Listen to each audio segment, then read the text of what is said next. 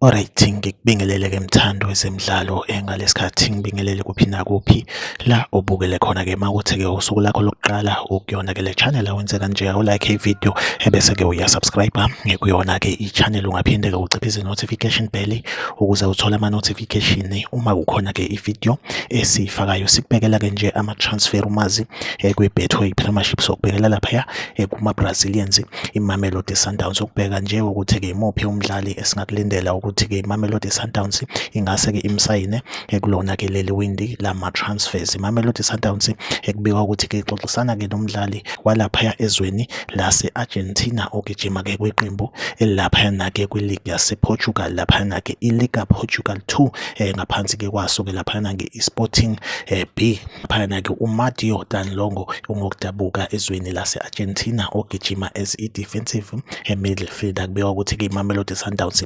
njengamanje-ke ixoxisana-ke naye lo mdlali-ke ongidabuka ezweni lase-Argentina. Yona update engiyiphethe-ke njengamanje, like ivideo, subscribe kuyona-ke i-channel. Mina nawe ngizohlezi ngikhona la ngulethele-ke ama-transfer news kwi-Betway Premiership. Okwamanje-ke ivideo yethu asibambe la, nisale kahle.